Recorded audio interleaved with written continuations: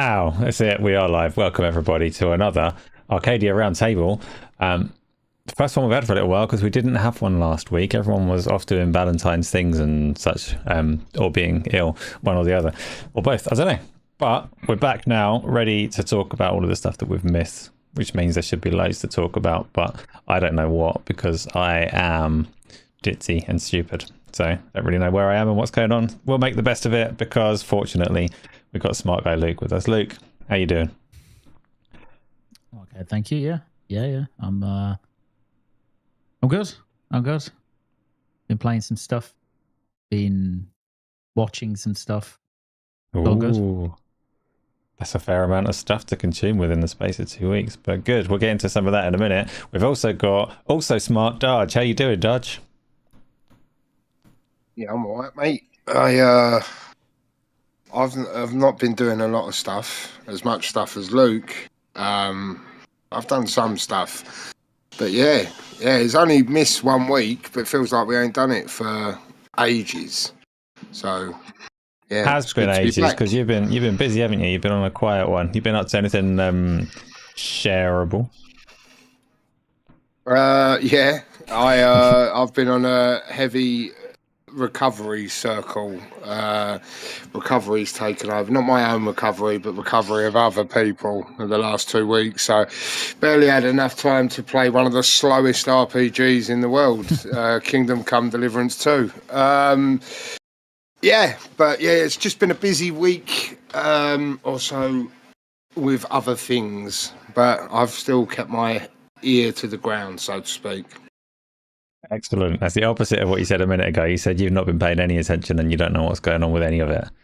But we're going to take you at your word. The stuff that you said live is the stuff that counts. So we're going to leave with you on every topic, which is cool. It's going to work well for everybody. No, it has been a busy couple of weeks, and I know it's been busy for Darge because I haven't heard that much from him, which is unusual. So we'll see how it goes on. What we know of State of Play, what we know of Avowed, what we've been playing, various bits and pieces that we're going to talk about, and I'm going to rely a little bit on you good people that have come to watch us, talk to us, get involved in all the rest of it, because there is the YouTube Q&A box up. So if you want to stick things in there, topics that maybe we forget to cover, topics that you just want us to talk about, or anything interesting that you feel like sticking in, stick it in there. And we will get to it. Thumbs down from Patrick. This hurts so much. If you agree with Patrick, hit the dislike button on YouTube. We accept dislikes. It all counts as valuable engagement. If you like it, though, you can hit that other button. That's all the buttons I can think of right now. Luke, these things that you've been doing, the stuff, what have you been playing? I've been playing 2 things, really. So one is Kingdom Come Deliverance 2, which I am very much enjoying. I've got to the point where I've decided that I really like the game now after struggling with the first few hours of it. Well, not the first few hours. The first 2 hours are good, and then kind of the next 2 hours are very difficult of that game. But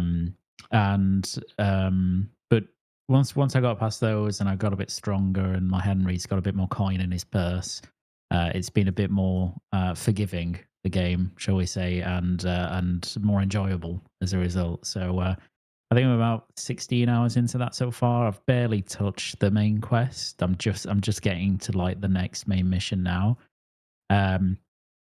which I think is a sort of testament to how much there is to do and like the world in that game. So really enjoying it.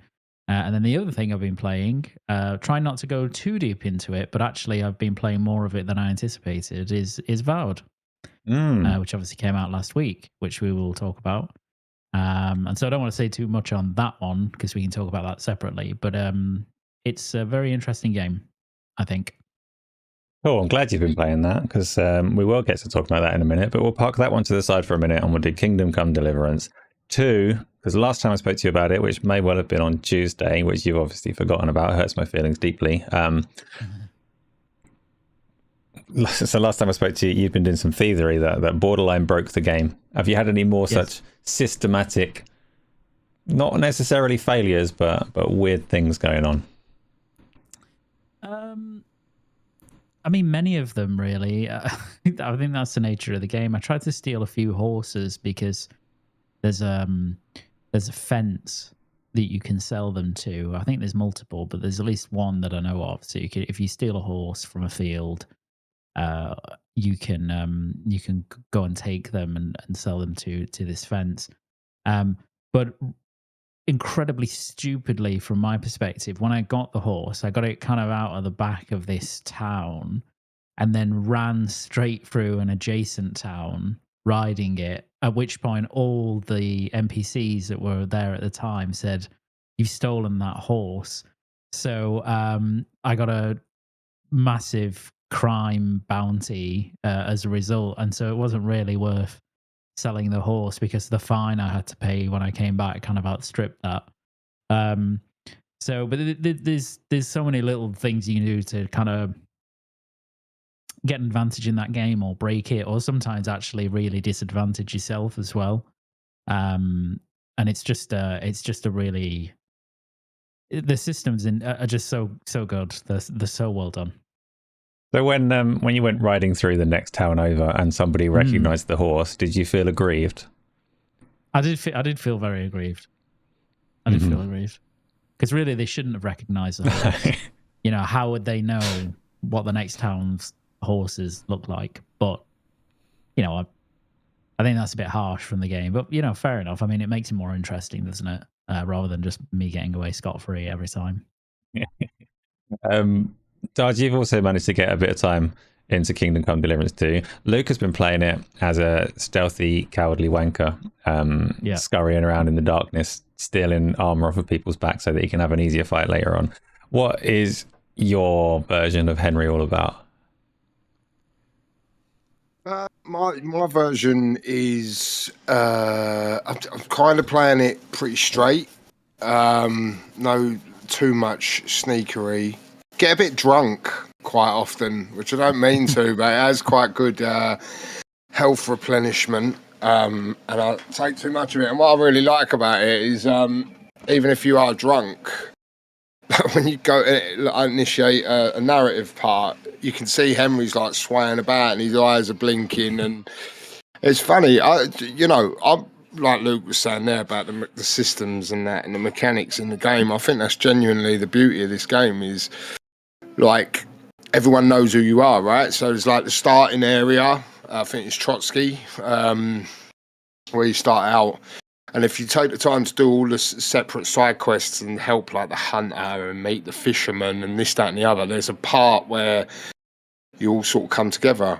But it'd be so interesting now because obviously, because I played it the way I did, when I arrived, everyone's like, "Oh, Henry," like, because they know who I am because I've taken the time to meet him in the game, you know, and I haven't had a lot of time with it this week. I don't really want to go into Spoilerville, but I'm kind of at a point where it's said to me, it's given me a warning, you know, like where you get into the end of a game, like, but I'm not at the end. It's just saying to me, if you progress, you're not going to be able to touch the open world for a little while. So I'm trying to just finish up bits and pieces, but yeah, I love it. You know, I said, like, when it's done 2 million copies, I think it had 260,000 concurrent on Steam. And I said it truly is, so far, I know it's really early in the year, but it's definitely a game of the year contender. I'd like to see it at the Keighley Awards. You know, like when you had Balatro and this, that and the other last year, and usually you'd have like one of the big publishers' games up there. And I really hope that this, come November, is still remembered, you know, but we'll wait and see what happens. But yeah, I'd genuinely like, so Luke, Master Strikes, you remember when you told me your method of what you did and how to do it?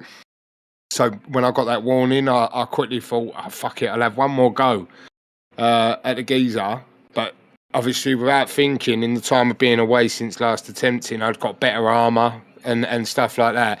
And I literally just smashed the life out of him. And then he taught me how. And yeah, I genuinely just really like it. Really like the game. I've said to people like who I've spoken to about it, I said, like, for me, Cyberpunk, I prefer the shooting, obviously the combat in Cyberpunk, but the world building and that of this game is a bit of me. And then it's medieval setting as well, so it's another box tick for me. So yeah, loving it. I think I've got 30 odd hours or something like that in it, and still going strong. I take it you haven't touched it yet, Asa? I haven't touched it. I haven't got the first one yet. I know you don't necessarily need to play the first one, but I'm drowning in games to play at the moment. So, despite I listen to both of you loving it, and you particularly loving it, and I know that I should play it. I just don't know how or when. I don't know how or when, because I've been playing Phantasy Star Online. It's a tough game as well, because it's not like the way you start in this game is you start back at the beginning, so you have to start building your character. So it's not like it will really grab you straight away after a sustained period, like Luke said. Yeah, so Luke was like, I've been chatting with Luke whilst he was playing it, and he was like, yeah, I'm slowly getting it, and then he's here now, and he's going like, yeah, I like this game now. It's like, I don't want to use the word slow, but like, you straight off the bat, you know, you just need to put a bit of time in, learn what you got to do, and then just go for it. Like, it's fucking brilliant. You reckon, because you obviously played the first one a fair amount as well, did you find that you still had to learn bits and pieces for number 2, or is it just more of the same? No, I think they've done a really good job as far as sequels go. I think from, like, obviously there was a big community for the game anyway, but for me, the combat, when I say the word simplified, I don't mean it's easy now. It was a little bit OTT, but they've added a couple of extra things with it, and I find the combat quite fluid and absolutely fine for me personally. That's something that they changed. Obviously graphically, so obviously this one's got DLSS. I think it's got global illumination, stuff like that, Luke, as well, right? Whereas the first game was just like none of that.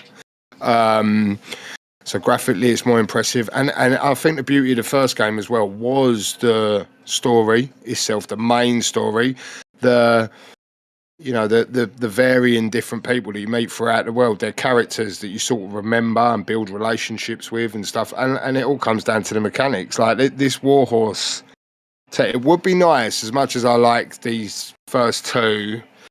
It would be nice to see them do something with a completely different aesthetic, you know, and see what they do, because they genuinely, with the mechanic side of things, it's genius in my opinion. But yeah, I love it.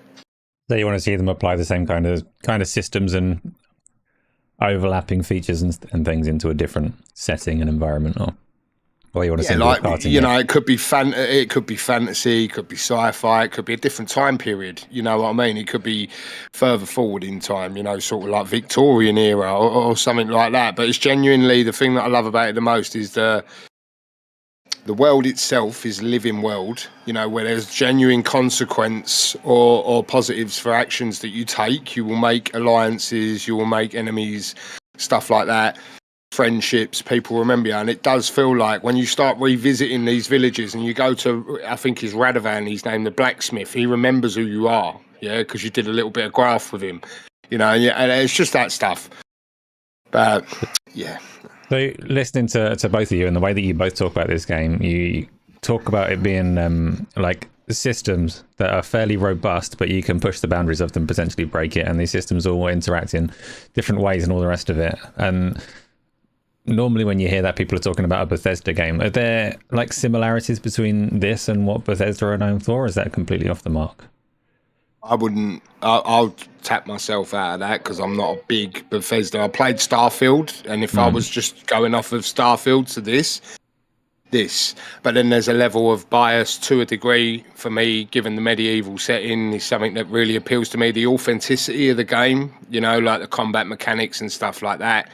And then narratively, these first two games I would have over Starfield personally. That's my personal opinion. But Luke probably knows about the Fallouts and Elder Scrolls. Just, like, the framing of it isn't necessarily like which one's better. One doesn't necessarily have to be better, but just generally like is that the vibe when you're playing it? Is it that kind of RPG, or is it completely different? I think it is that kind. I mean, in some sense, it is that kind of RPG. It gives me more of the Morrowindy, Oblivion, Skyrim-y vibes about particularly actually Morrowind and Oblivion.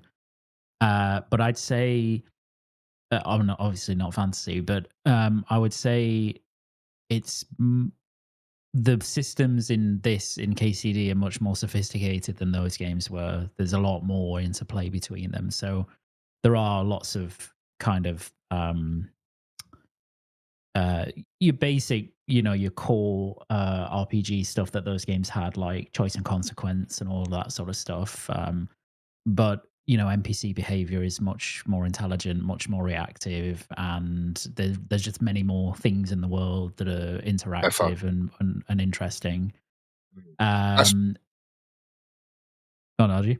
No, I was just going to quickly just say, like, because when you said after me, Asa, about comparing them like for like, so to speak, like in the narrative sense to me, and the characters that you meet along the way, and the sort of quests. I mean, the side quests in this game are like main quests on their own. Like they're graft, yeah. And it's not like, I know I keep saying it, but it's not like graft where it's like a slow, arduous slog of a fit. It's enjoyable. Like they're not like silly little, I'll collect 4 berries and come back here. They're like genuinely follow the horse's path. Track the horse, find a bandit camp, do a bit of this, do a bit of that. Like I just feel like for the price that we pay for the games, should we say, there's a lot here, and I'm just loving it. I keep saying that. Good. Like, it's making me want to play it more every time you say it, so I'm going to have to ask you to stop. It's getting a bit much. Feeling that pressure now. Luke, Halo Reach.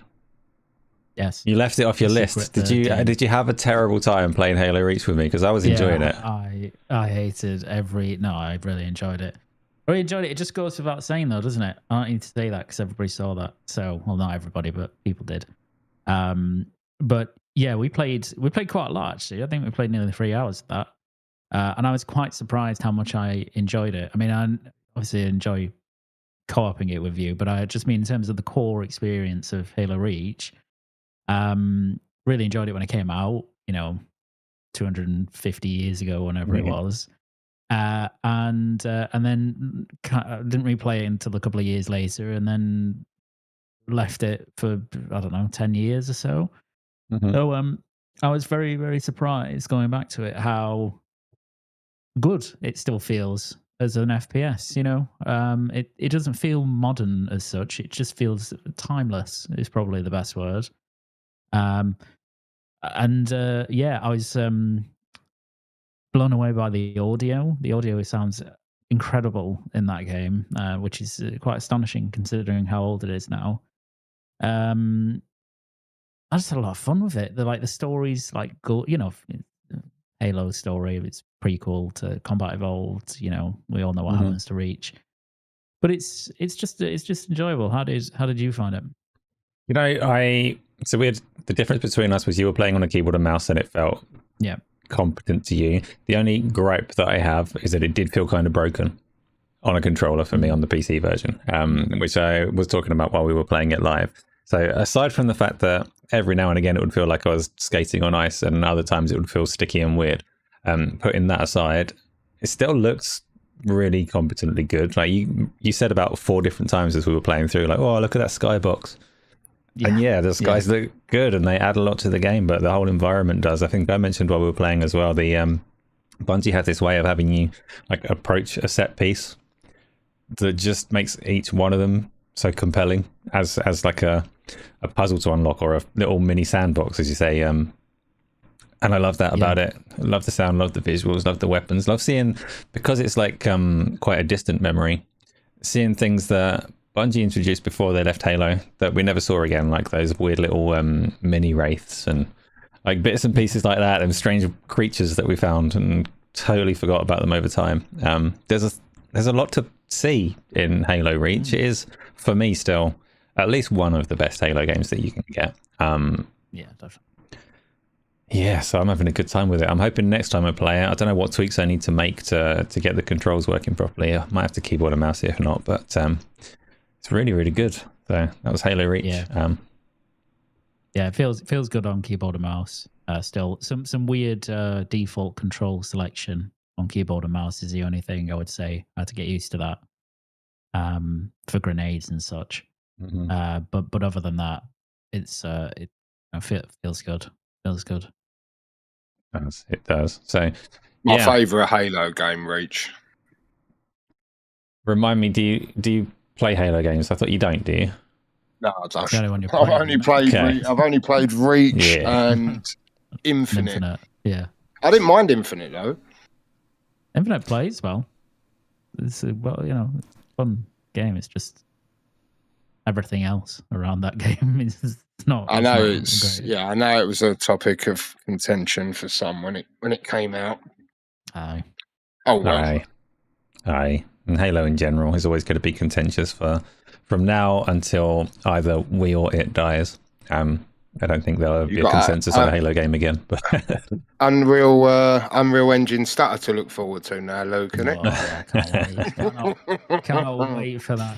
Going through, you know, the fucking floodlands and then turning a corner and just having a big 20 millisecond spike as, you know, some flood tear at me or something. Oh, look, you should study Evil West for science if you want like a case study for how bad shader stutter can be. I've been playing that one with Demon Hunter on the Thursdays, and it's like it's the prime example because you'll be like, oh, nobody's fired this kind of weapon so far today, so the first time someone fires it, it freezes for half a second. First time there's a new enemy, like freeze.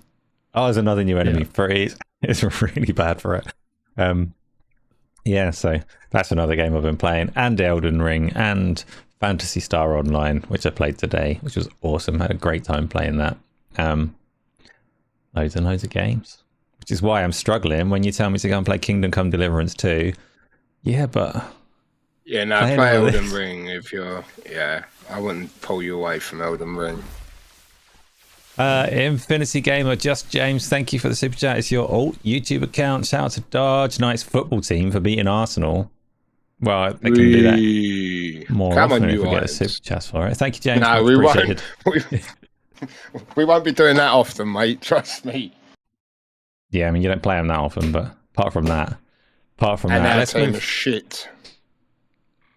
Yeah, not forever though, right? Maybe. Yeah, well, long enough. Let's talk about Avowed before we move on. So you've been talking about all these systems and overlapping features in Kingdom Come Deliverance. Avowed is quite a different kind of RPG from what I hear, and what I hear is not very much at all, because I've made the foolish decision to play them other games, Pillars of Eternity 1 and 2, before I start Avowed. So I'm not likely to have anything to contribute to this conversation for 700 years from this point. But Luke, you've been playing it a bit. Yeah, I have been playing it. Yeah, so I booted it up on I think when it's on Tuesday, just before we played Reach. I booted it up just because I wanted to see kind of just how it ran, with no intention really of playing that much of it because I've been playing KCD. The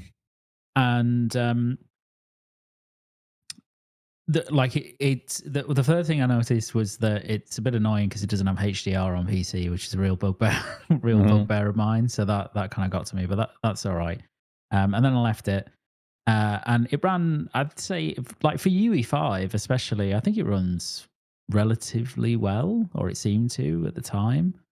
And then put it down, and then I think a couple of days ago I picked it back up, and I was like, I just want to play like 30 minutes because I wanted to make my character properly, because before I hadn't done that. I just kind of skipped it into the game just to see how it ran.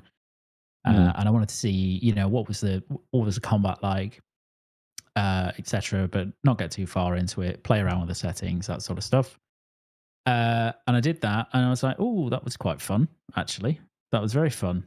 I will. I'm not going to play anymore because I'll get sidetracked from KCD. And then I think today I played like 4.5 hours of Avowed. So because I got into it and I was like, okay, well maybe I'll just progress like to the first, like beyond the kind of tutorial-y section to the first main hub, which I did, and then I just started running around the world and doing stuff. And I'm having a really, really, really good time with it, actually. The bit that is very well. So first of all, it's a very good looking game. I think trailers actually probably underplay how good looking this is. Uses UE5, uses Nanite and Lumen. So it's a very, very good looking game. Character models are probably the weakest element of it, but they're not terrible by any means. But the environments and the lighting in particular are really spectacular. It for UE5, it actually doesn't stutter that much, and that's a credit, I think, to Obsidian that it has a big shader comp step on PC as it loads up, which is always a good sign. And I've not seen any or very, very limited shader comp stutter, which is really good. Unfortunately, it does, of course, have traversal stutter because all UE5 games that are even moderately open have that. It's not like the worst I've seen, but it is there, and you can notice it unless you want. Have you considered upgrading your PC?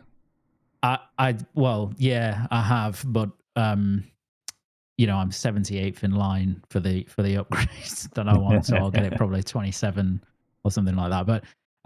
But yeah, sadly, I think I looked at Digital Foundry's video for this, and I think they said the only way to really avoid any stutter at all with this game would be if you were to lock to 60, which some people would be very happy with that. But I don't like locking to 60 on PC if I can help it. I like to go higher. So it's not really an option for me, but it's manageable enough that actually it's not that bad. But the thing that really, really surprised me is the combat in this game. It is really good. Like, it's very, very, very satisfying in a way that is quite surprising, because I don't think any of Obsidian's games have ever had particularly good combat, but they've really nailed the combat in this. Not because it's replete with tons of ways that you can approach combat or anything like that, although you can swap loadouts. You can have two loadouts at one time, so you could have, so for example, my character has a grimoire and a wand in one loadout, and then I can swap to a big shield and a sword in the second one, so I can go in and out of melee into kind of spell casting, which is cool. But they've just done something, they've done that thing like Bungie do really well, where the loop of the combat is very addictive, and the feedback that you get from everything, from hitting things or casting a spell or doing anything like that, is very visceral. And I was just really impressed with it. The world's really nice looking. Obviously, art design's very good. The story's interesting so far. A lot of it's familiar to me, having played Pillars and most of Deadfire. Did I play most? I don't know.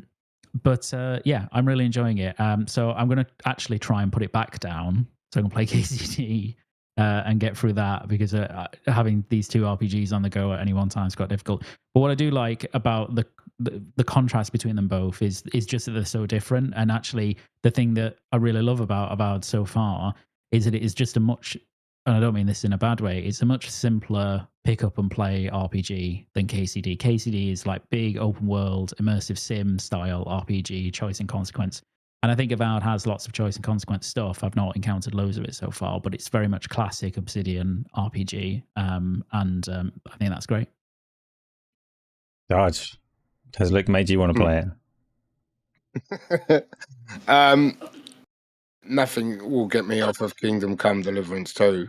But with that said, stuff that I have seen of it, given the initial reveal, and then the downgrade when they show gameplay and all the uproar and this, that, and the other, the final game, the stuff that I've seen, it does look really nice, and I've heard really good things about how it looks and stuff like that. But exactly what Luke just said there, crisscrossing from one fully fleshed out RPG to a, don't want to do it disservice, but like an action adventure light, streamlined-esque sort of experience. Yeah, I won't be playing it yet. But have you played it, Asa? No, and I'm really I really want to, but I don't want to do the Path of Exile, Pillars of Eternity games first, and that's going to take me freaking ages, because everything takes me freaking ages. And I'm looking at them like, the bits that I've seen of it, of the combat in particular, and just the spell system and stuff like that, really do appeal. And I cannot wait to play it. Except I can wait to play it because I'm making myself wait to play it.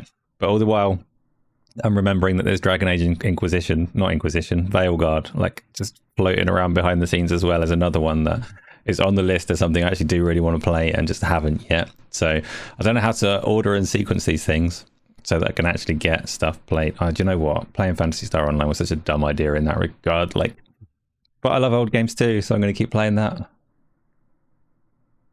So no, I haven't. I'm doing what I want, which is all of the games all at once, all of the time. And it's what is the common consensus as far as Avowed is concerned? So majority, because I've seen some hit and miss stuff in the like. Obviously, I don't pay attention to every man and their dog. Yeah, but a certain YouTube, I've seen this had a bit of split opinion around it. Like, do you know what I mean? Some like it, some don't like it. You know? Yeah, I mean, I think in terms of reviews and stuff, it was pretty strong, at least in the realms of I'd want to play that kind of scores. Like, most people seem to like it. Some people were more critical than others, and I've seen thumbnails and YouTube videos that I haven't watched of people saying, I don't like it because reasons and whatever, and that's fine. People can not like a game. Generally though, I don't hear much objective negative commentary on it, which is a positive thing, right? And it's partly, this is me though, because I'm not digging into the commentary that's around because I don't overly care. I've already set my mind on playing it, so it doesn't really matter what other people think of it in that regard.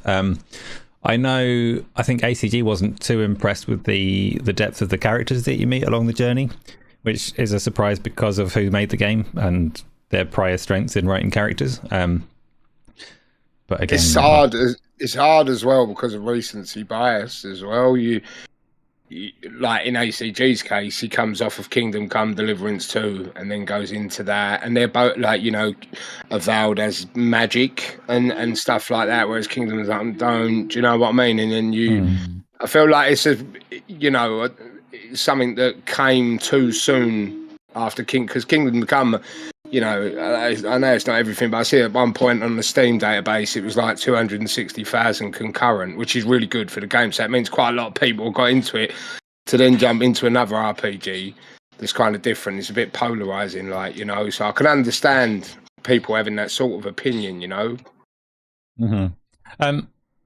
Look, you're the same as me in that you've set yourself on playing it at some point, and have you looked into any of the reviews and things for it? Yeah, I mean, so I think it's generally been well received. I think it's in the 80s on Metacritic and OpenCritic. So it's a critical consensus of a very good game.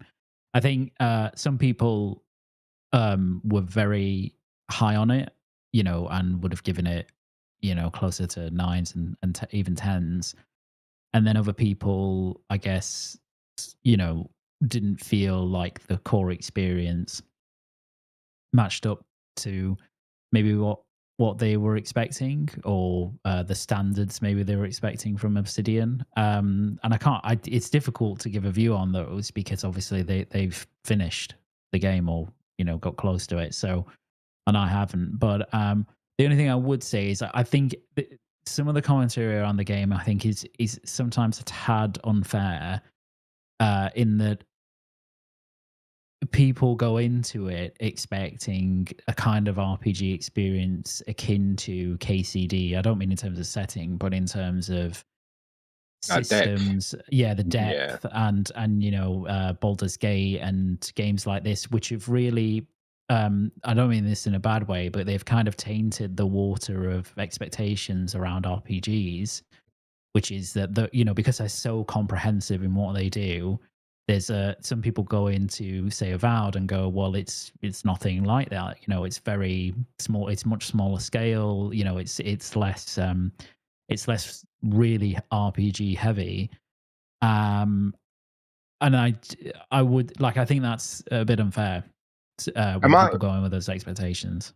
Yeah, but I was just going to say, am I right to assume though that Obsidian have never Like they've always done these. Like, so I played the Outer Worlds, and I enjoyed the Outer Worlds, and I wouldn't look at the Outer Worlds and go, "Oh, well, why isn't this like Kingdom Come?" It doesn't have to be, right? Do you know what I mean? So Obsidian have always done those more easy to get into action RPG, like action adventure type RPGs, as opposed to the real like immersive sim type.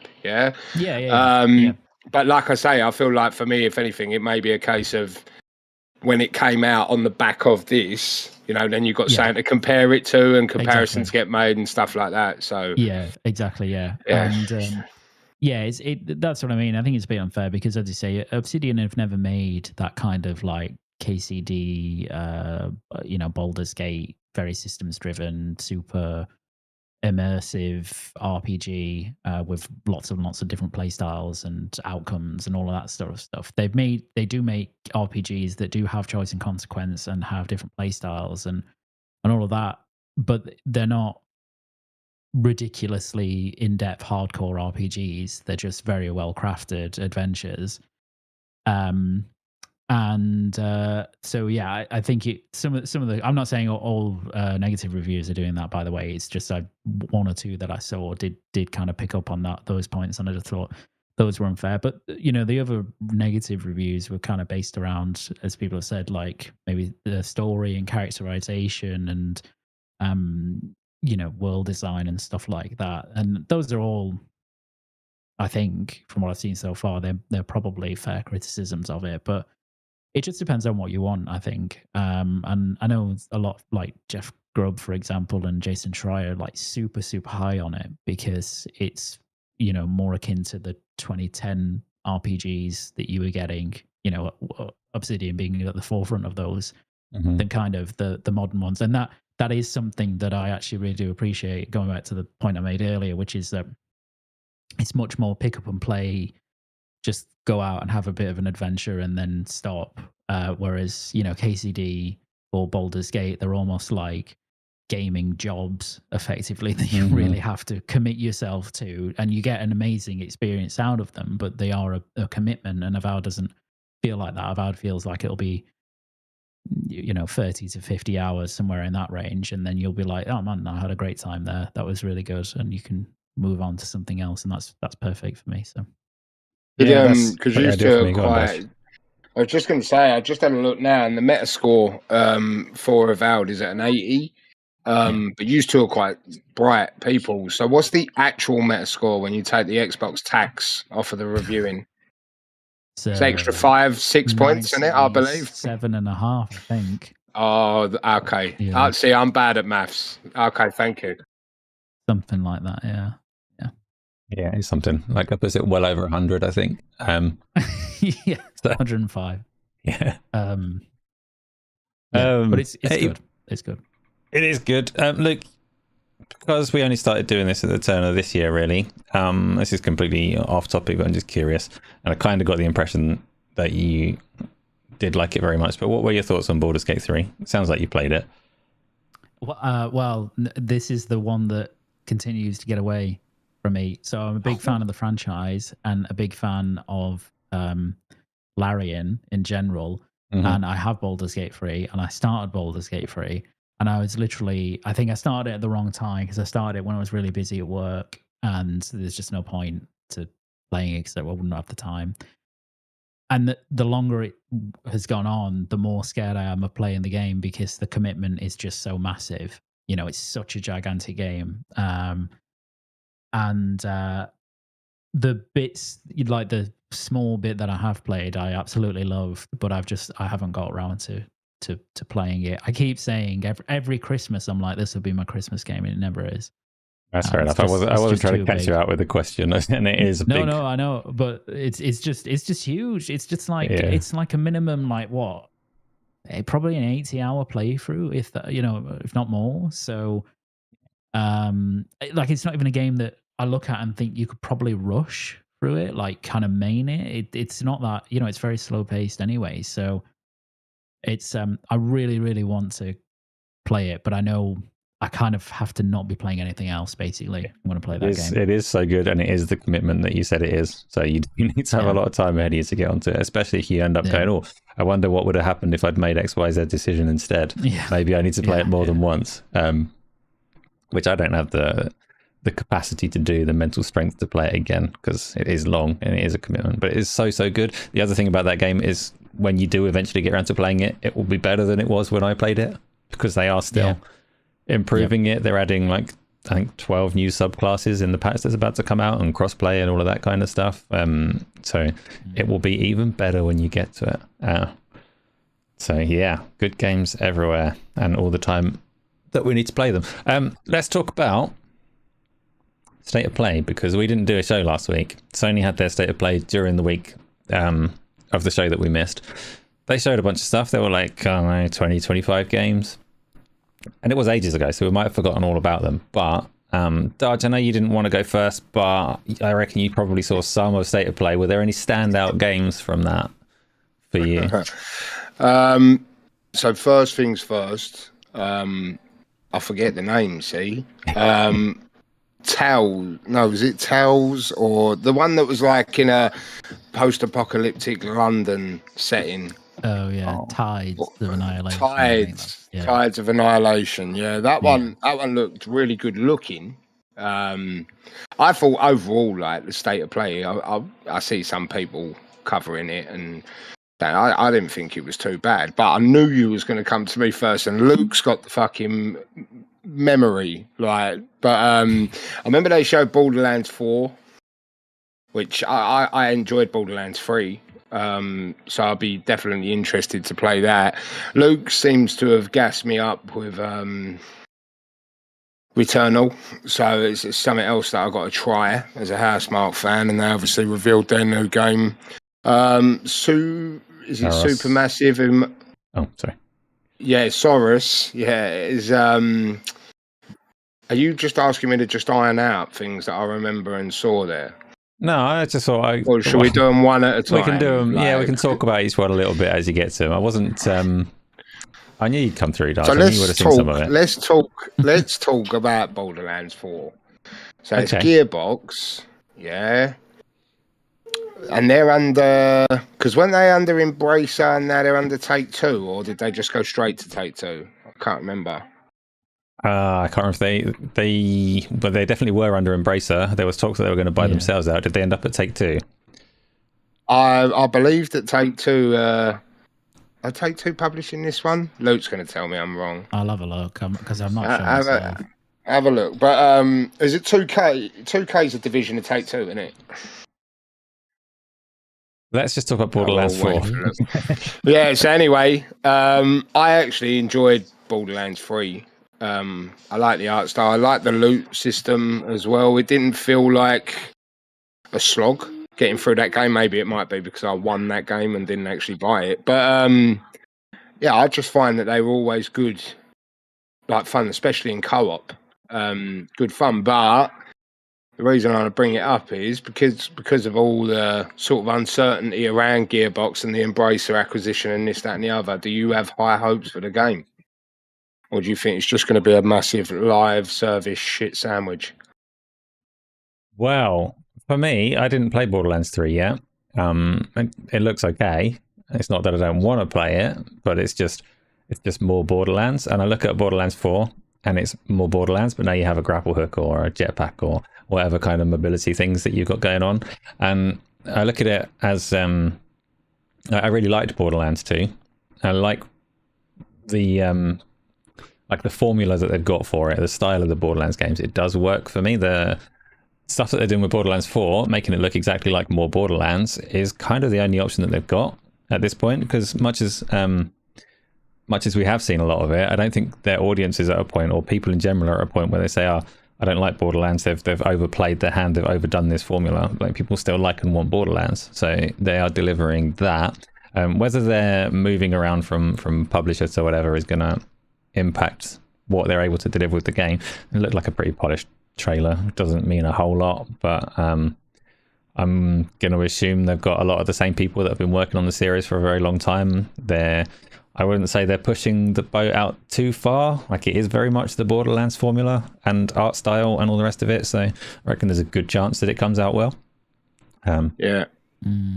I was just going to say, like, I just watched a bit of the footage back as well, and one thing that stood out to me is I don't remember Borderlands 3 being as floaty as this one, which reminds me of Doom Eternal. You remember when I've said on here before, I quite enjoyed being off the ground, traversing around. There's like a whip thing that you can use to grapple and fly around. And I kind of, because I enjoyed Doom Eternal, I thought that looked quite appealing to me personally. If you had to choose, Darge, between getting Borderlands 4 or Outriders 2, what would you go for? Do you know what? Because I know that he's here this week, I say Outriders 2, but that'd just be for Patrick. It's not about me. It's for Patrick. I work a program where I'm selfless, so I always think of benefiting others. Yeah, but give me them both, then we all win.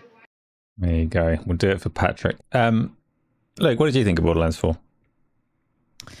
I think the same as you, to be honest. I quite liked Borderlands 2. Sort of.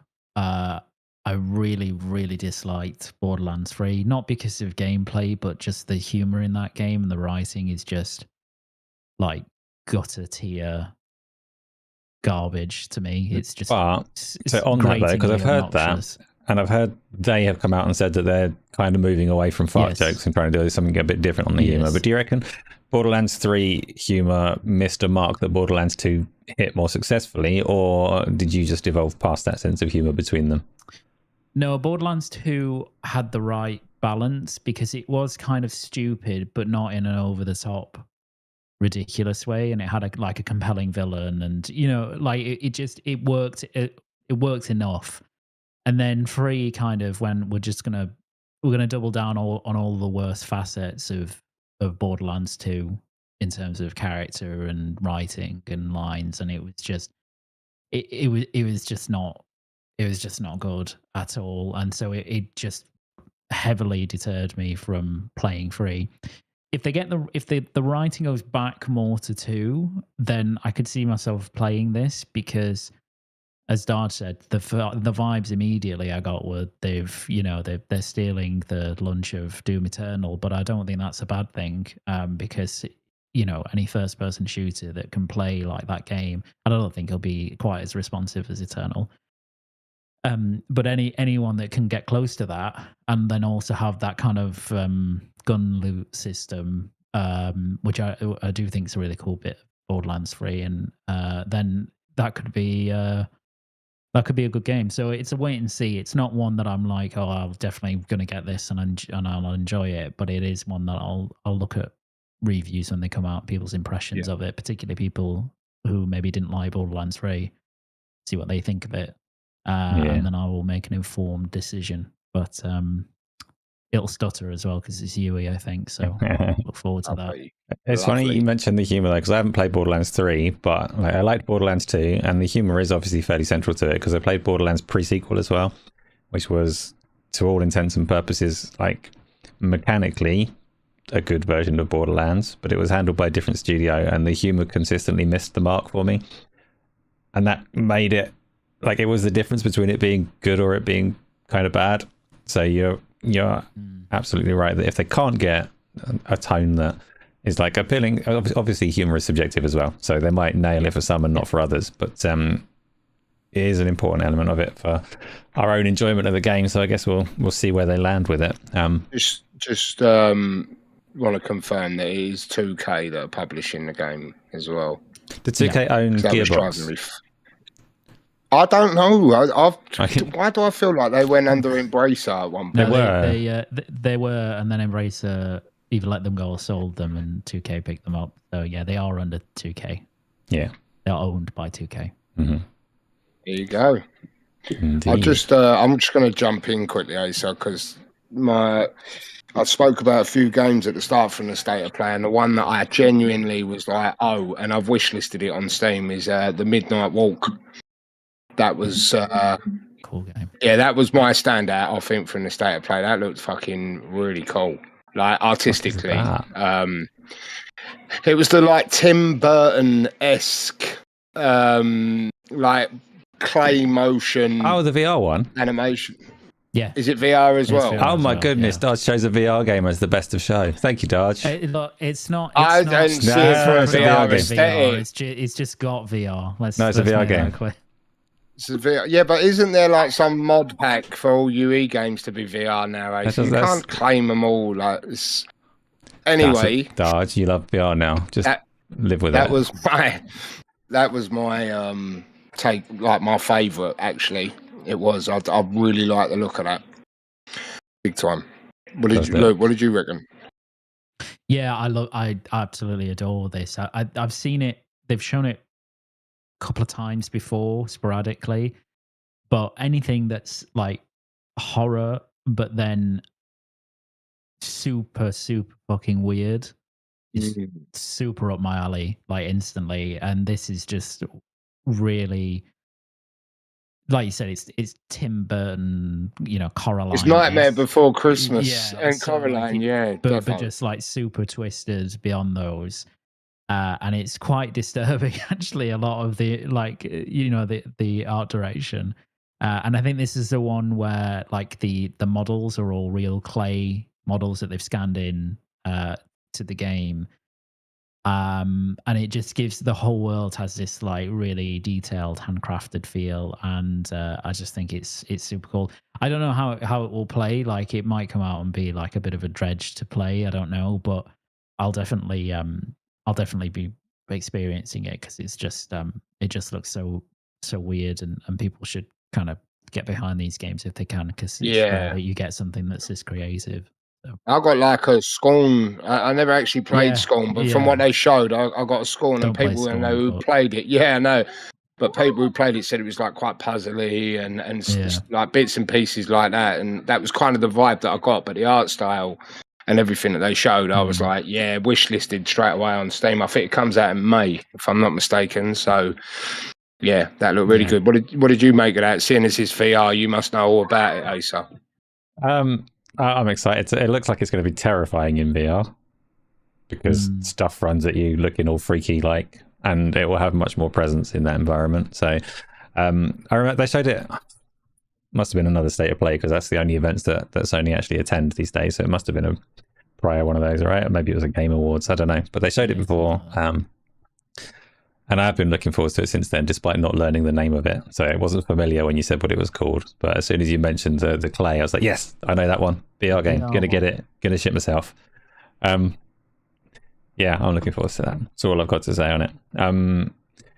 Obviously, the fact that it is a VR game first and foremost means they've got some challenges ahead of them in terms of like how you blend those experiences and make it compelling on a controller or a keyboard and mouse, as well as it would be using your hands in the world. But it's not an impossible challenge, and like the trailers that they're showing look like it's going to be a good game on your flat screen as well. So yeah, can't wait. May, you say? May. Yep. Gonna do it. May 8th. I do say May. Yes, sir. I wonder if I'll actually enjoy it, or if I just be like, oh, it's in VR and I hate it. I wonder if you play it this side of me turning 40. I reckon there's no chance of that. Unlikely, to be honest, but well, it's VR though, right? And you got 42. No, I'm not. I'm 39. I know I don't look it. I know I look 22, but it's quite soon. Such is life. Talk to me, Asa, about Tides of Annihilation, mate. Tides of Annihilation. Okay, let me get that trailer back up in a second. So Tides of Annihilation drew a lot of attention because it does have a neat aesthetic. It has terrible English accents that ruined the trailer for everybody. But otherwise, I think it's got a decent cast and a lot going for it. It is, if there's anything working against it, it's the fact that it's 1 out of a million hack and slash games that seem to be on the horizon. When it opens up and shows you the gameplay, it's got this art style, it's got this aesthetic, it's got this like cool shit going on. But when it does open up into gameplay, it's another hack and slash where you dodge with iframes, and there are an awful lot of those around at the moment. But this is one of the more creative looking ones, right? So yeah, it looks good to me, and that's all I can say at the moment. And they did an 11-minute deeper dive into it, right? A gameplay trailer that I haven't watched yet. Luke, did you catch it? I haven't seen that. Yeah, I watched it all. Yeah. Good. Then you tell me, like, how it looks like it's shaping up from that. It looks good. To go back to the very first point you said. So the main character, I think it's Jennifer English who did Shadowheart. Is it in Baldur's Gate 3? Probably. So she's the actress. So her accent is totally, because she is English. Her accent is totally fine, and her voice acting is really good. It's someone that talks to her within the space of the trailer that made me go, ooh. Do not watch that 11-minute gameplay trailer if you want to sit here. And I'm really sorry to the person who does this voice, but the worst English accent I've ever heard in any medium ever, like committed to audio effectively. It's a character. There's a character that escorts her that I think can turn into like a phoenix or something from memory, and it's the kind of red-headed, small, childy person in the trailer, and the English. That it's so bad. It's so bad. It's like this mix of like a shit RP accent, but they just mispronounce words randomly, so that like it'll sound broadly okay for about 10 seconds, and then they'll say something like water or something like that will come out, and it's just awful. So I mean, if you want to hear that, I'd like go and watch it. But other than that, the gameplay trailer or the gameplay demo was good. It is like a hack and slash, like you say. It's more like it's not like Souls or anything like that. It's more like Devil May Cry, which I'm really excited about that, because we've got a renaissance of hack and slash games or character action games at the moment, and this is one of them. And I think it looks really nice. Certainly, art style is tremendous, and the setting is very, very cool, and it's playing with like, the Knights of Arthur kind of lore and stuff like that, which is cool, and the abilities look good. It's a very nice looking game. The only thing that's really weird about it is the trailer, the cutscenes of the trailer, which are real time as far as I'm aware. They look unbelievably good. Like they look almost CG-esque, even though it's real time. And then it cuts to gameplay, and you're a bit like, that still looks nice. It still looks good, but it's not the same quality. Now it seems to be relative. I don't know when they said. I think they said next year that it's coming out, maybe, or they might have said even further. I can't remember. But like, if they can get the in-game stuff even closer to that, it's going to be a spectacular looking game, because combined with the art style, like it could be very good. So I think this was like the one big surprise that came out of like State of Play that left everybody like, oh, that was really cool. Like, I'm looking forward to seeing more than that. Another Chinese studio making this. I think it's their first game again. Big budget, clearly. And yeah, it just looks really cool. You give me the worst news there, because the that character following you through the game is what I learned. The main thing that I learned from what you said is that the voice that grated so much during that tiny trailer, I was like, awful. Maybe it's an incidental character. Maybe you can kill them at the start for talking like that. But you just told me that they're going to stick with you for the entirety of the game, so that's going to work against it. That has massively killed my vibe ridiculously. You have to go and watch this trailer. I'm going to have to now, because it could massively sway me from buying. I need other people to suffer through it who are English. You say about the accent thing, Kingdom Come 2, when you get to that first inn, and there's the maid, talking in a proper Yorkshire accent. Then when you talk to her in game, she's like half Polish or something. You're like, what? Did they like sack the person after they did the cutscene? And then it's fucking ridiculous. But thankfully, she's the only one. But like you were saying, like there's a lot of hack and slash.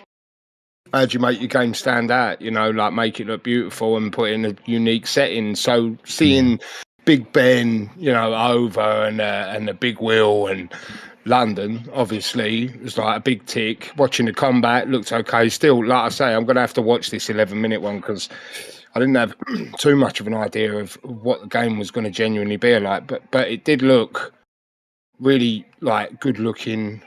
Like I say, now Luke said what he said. Coming in after Luke, being on a high after hearing that, is like, I need to really watch this other thing now, But yeah, just as the state of the play as a whole, like when they showed this, I was like, okay, Like, I don't know. Obviously, Stellar Blade is coming to PC. I didn't play much, but is Stellar Blade hacky slashy type as well, Yeah. like Devil May? So that's Yeah, the yeah. kind of vibe that I got from what I'd seen of Stellar Blade. I thought, oh, okay, this is that type. You know, the big bombastic sort of boss fights and stuff like that in that setting. I thought, oh yeah, this because I just genuinely didn't have a clue about this game. So yeah, it blew me away until about 5 minutes ago when Luke told me about the 11-minute extended.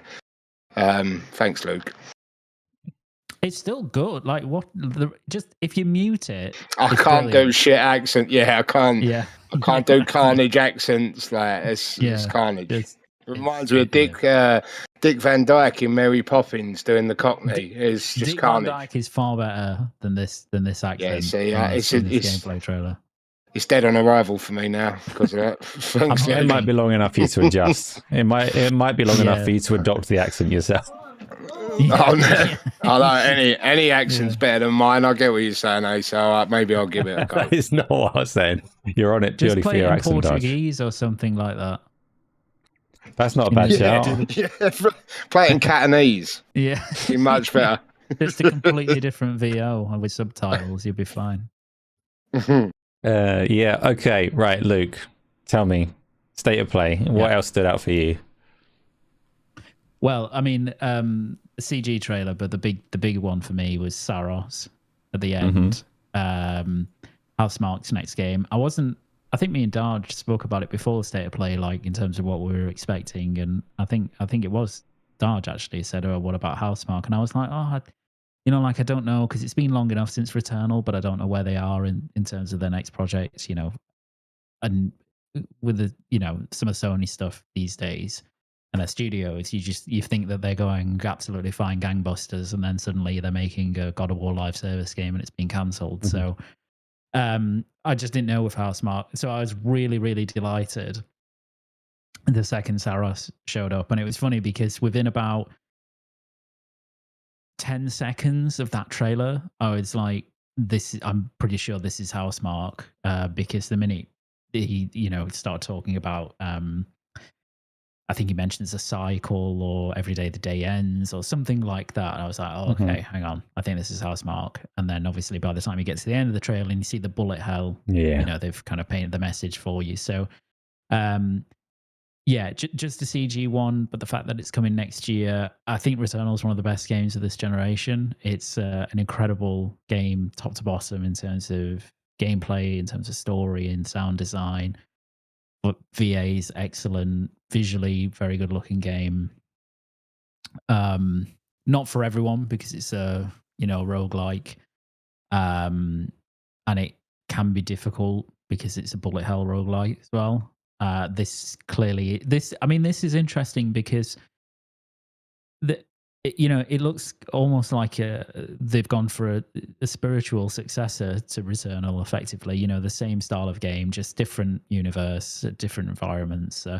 And Rahul Kohli is the main character. He's a fantastic actor.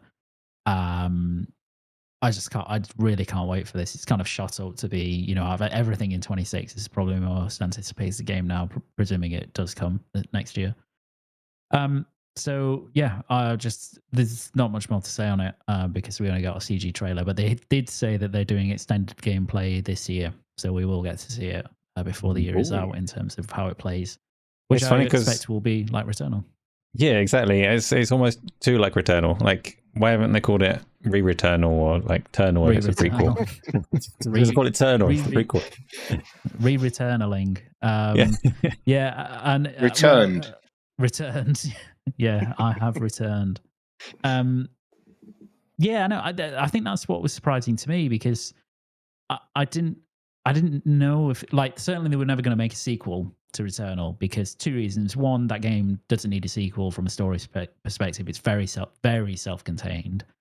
And two, I think Returnal did well enough, but it wasn't like a big commercial success. So, something that they can hang their hat on as an IP. So I think they just, it was clear that they were going to do something new. I didn't expect them to just go, we want to make that kind of game again. And I don't mean that in a derogatory or derisory way. I think that's fantastic that they're going to go at that again because I absolutely loved what Returnal did. They did say in this that there's more permanent progression between runs, so it does seem like it's going to try and broaden out the audience intake of this to make it a bit easier for new players and make you more powerful every run that you do. So that's a good thing as well. It's just awesome, man. It's just I just love Housemarque. I love their games. They just know how to they know how to make compelling gameplay loops. And it's a very difficult thing to do that. But every single game that they've ever produced, they've got a compelling gameplay loop. So I expect no less here. Good. That's the one thing that I wish that Returnal had done differently when it came out. It was fairly close to, or it was off the back of when I personally played Hades. And the key difference in roguelike structure is that you do Hades and you progress regardless of whether you have a good or a bad run. You get more powerful and you get like a run is quite short. You burn bright, you die, and then it gives you something exciting to go at it again. And Returnal is a little more punishing in that you can spend 2 hours on it and achieve absolutely nothing and go, oh, there was 2 hours. I'm no more powerful. And I don't feel like having another go right now. So if they kind of adopt a little more of that formula for the second one, which looks so much like it is just more Returnal, then that's great, because Returnal, moment to moment, the gameplay of it just felt so good. That's what Housemarque are brilliant at. And obviously the style and visuals of it, the high contrast aesthetic that it had was quite pleasing as well. So if they can nail all of that again, give us another game that we know is good. It's like it would be ridiculous to criticize them for making more of the same after saying like Gearbox are probably being sensible by making Borderlands 4 more of the same. Of course, Housemarque are just as entitled to stick at what they're good at, and it's a big one. Before we move on, and I'm not sure there's that much to move on to actually besides our questions and stuff, but was there anything else from the show that stood out for you? I was just gonna say Mind's Eye. Is that the one that was the ex Rockstar guy? Yeah, Leslie Benzies. Yeah, I don't know. That looks a little bit interesting. Is that an open world? I just want to look like Driver. Trailer. It was it was like shooting out a car and some mad shit, but yeah, that was a takeaway. FTW in the chat mentioned about Shinobi. They showed Shinobi there, which looked really nice. Days Gone remastered, of course. Days Gone. That was Let's talk about unexpected. Days Gone while we're here. What do you think of that? Because some people are very...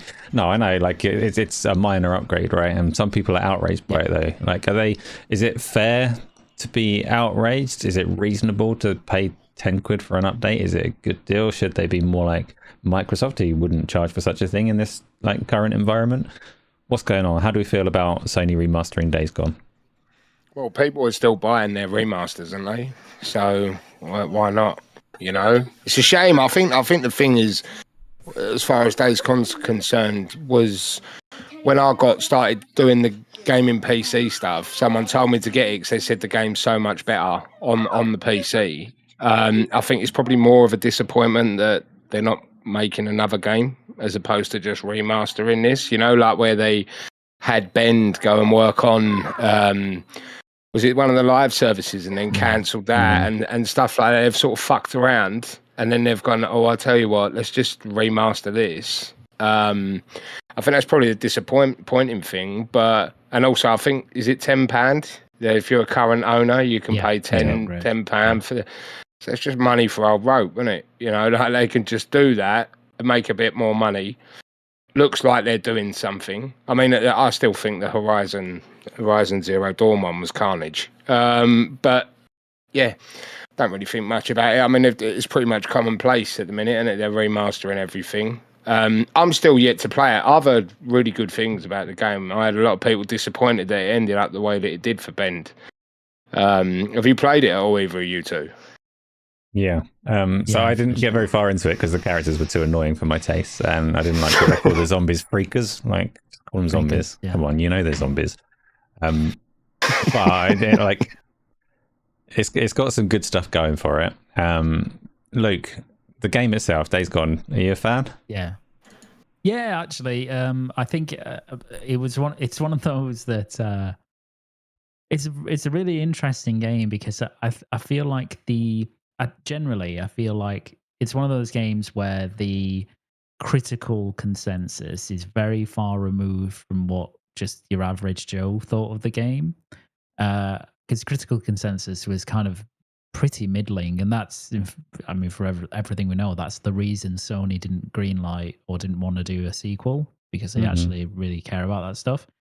But it sold extremely well. I think it sold like 8 million copies, which is quite bonkers. And obviously gamers loved it, and I really enjoyed it. I do agree with you that the characters and the writing is it's not it's not great, but the world is really really cool. Not the freakers element of it, but the fact that it's set in Oregon, effectively in Bend, basically, and it's kind of very mountainous and varied terrain and interesting, and the world is very dangerous. There are quite a few systems in that world that impact on you, and then you've got these roaming hordes of freakers, and that's like, it's a super cool feature. Like to this day, it's really fun to play and tackle those hordes, and it's also an it still is it's incredibly good looking game. It's on UE4, but it looks so good, and like clearly the game does not need a remaster or anything like that. It already, for example, on PlayStation 5, they patched it so it already runs at like 4K 60. So I don't like, you're not going to be getting much of a visual uplift on PS5 now, or PS5 Pro, or even PC, obviously, where it looks even better. They have introduced some new content with that remaster. There's like a Horde Assault mode, and I think there's some other bits and pieces. So does it justify the 10 quid? I mean, it just depends on what you feel, what do you feel justifies a £10 upgrade in games these days?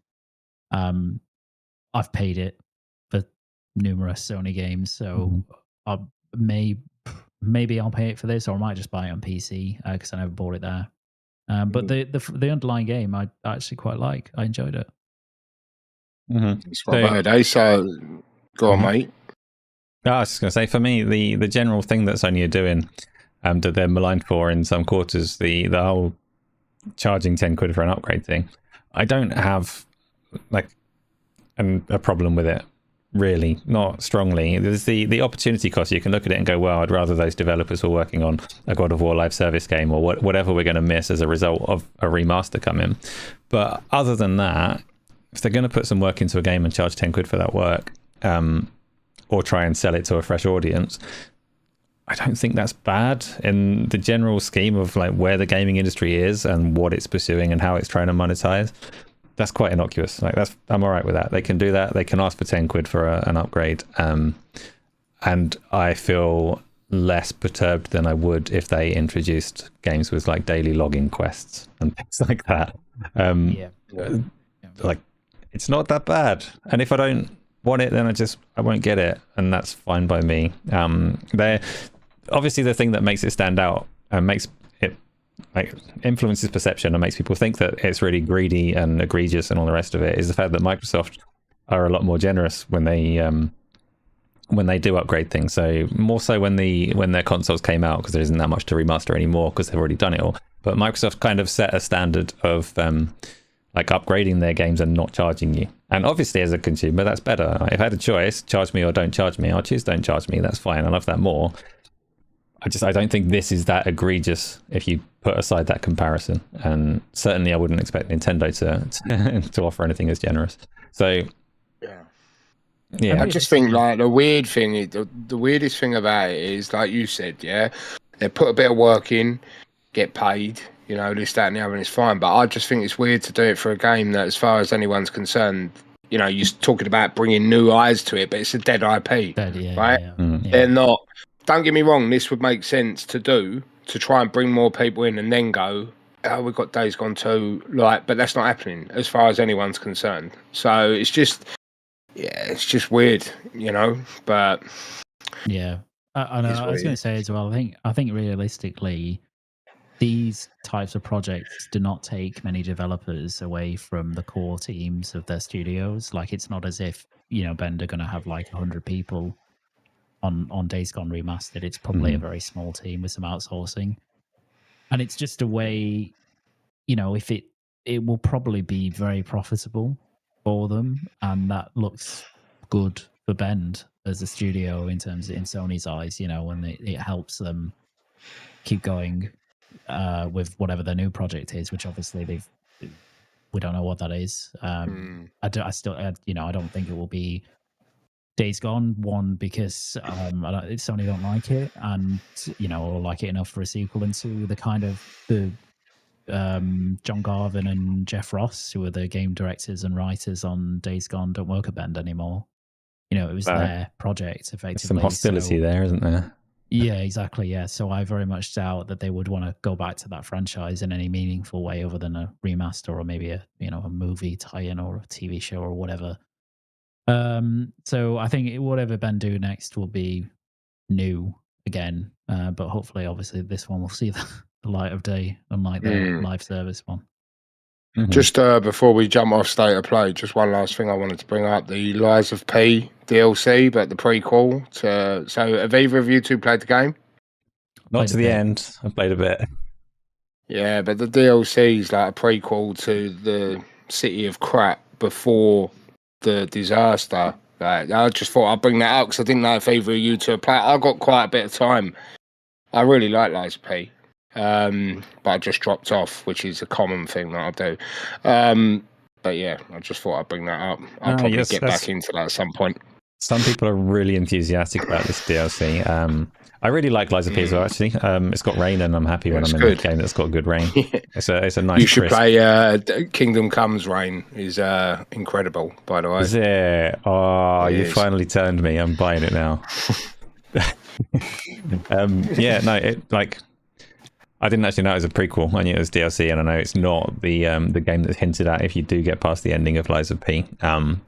This is something else, but it's managed to establish a pretty decent audience for itself. It's quite interesting that it's that NeoWiz have shown this at the PlayStation thing, because it was a day one Game Pass game. So in my mind, I kind of associate it more with Xbox, just because day one Game Pass makes you associate a thing with a platform.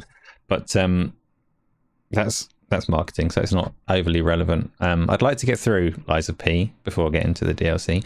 The only other game that I'm going to really quickly shout out, because I am personally a twat, I'm quite interested in the Sonic karting game as well, which I shouldn't be. I should be ashamed of myself. It did look quite fun, to be fair. It looked pretty good. The trailer that they showed, I was actually really... It looked polished and it looked good, but it looked entirely Sonic. Yeah, and the best game that the Sumo Digital have done out of the Sonic Racing series is the All Stars Racing Transformed, that pulls Sega nostalgia from every corner. So you've got like Golden Axe tracks and Panzer Dragoon tracks and Burning Rangers tracks and all of this kind of shit. I like the Sonic kart games when they go that angle, and this one has a name that says I have to go that angle. It's Crossworlds.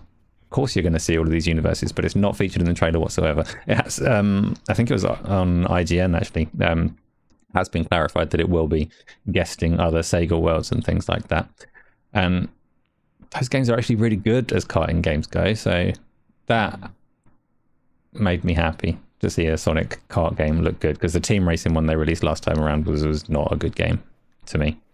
Well, as long as it made you happy, Asa. Something for everyone. I've got another game. I've got another game from this show that showed really well. We've seen it before, but this is the first time we've seen some extended. Yeah, no, it's not. Okay. It's not. It's Onimusha, Way of the Sword. Oh yeah. So I was really curious to see how that would, because the first trailer had a little bit of gameplay, the reveal. But this one was kind of like a main protagonist reveal, and also a bit more of the actual moment-to-moment gameplay. And I just thought this looked really good.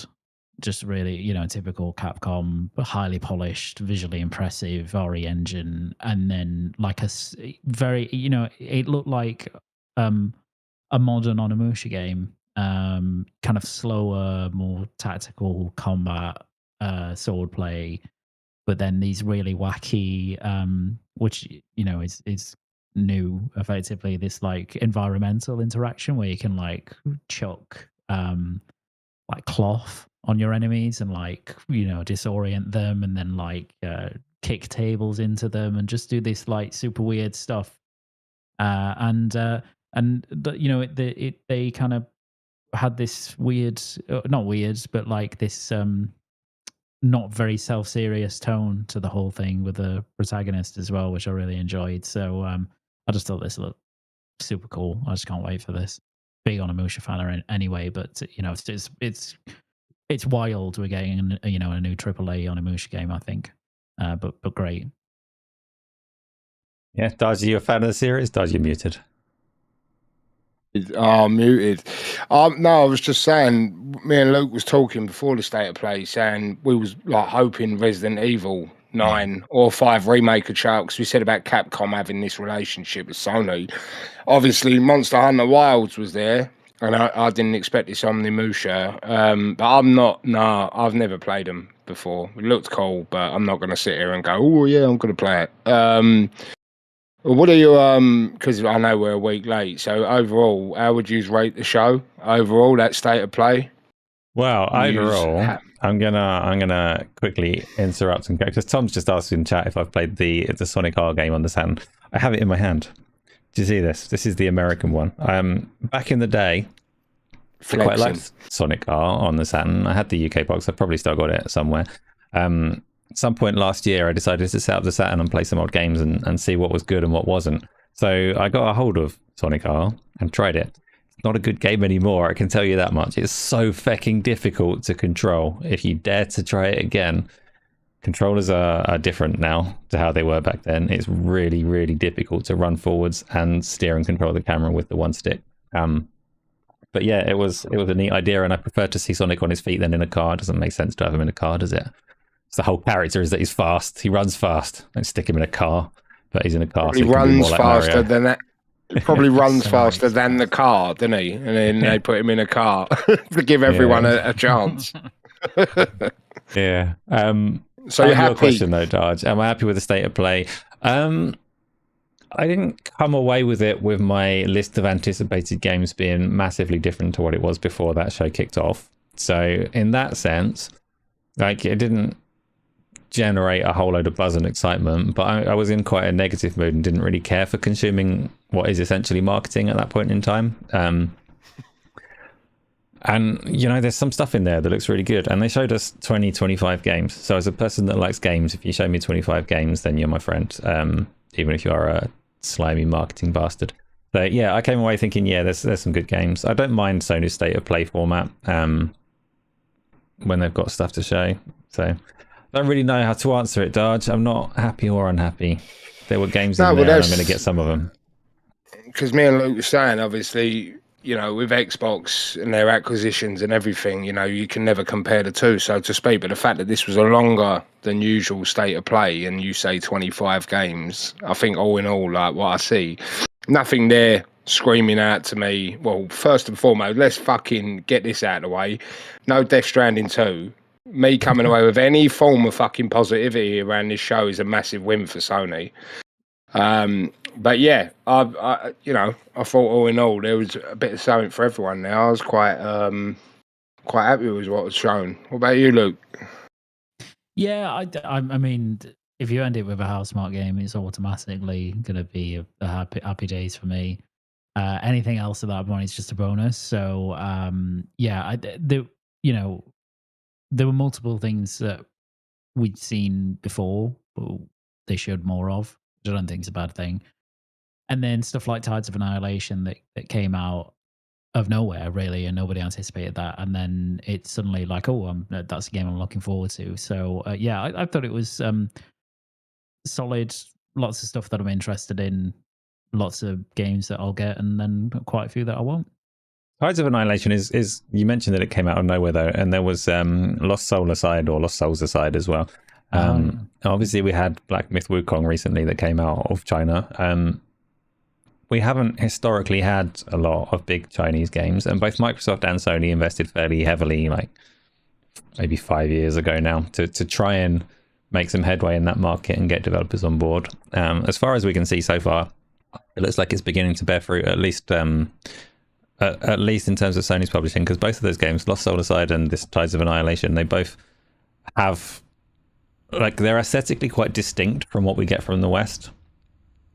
So to see these studios potentially bear fruit, we don't know if they're going to yet, but it's surely encouraging that Black Myth Wukong, after maybe 2 years of people doubting that it would ship as a competent game, you can have your arguments with Eradication all you want about whether it's Game of the Year for last or not, but it was at least a competent release, right? They did deliver what they were showing us in advance. So I guess in the face of like what was there and what wasn't at State of Play, and what Sony are or aren't doing with their first party, for me, maybe one of the most exciting things that they're doing is cultivating a good development environment and publishing agreement with some Chinese development studios who are going to give us some things that are hopefully a bit different to what other people are already giving us.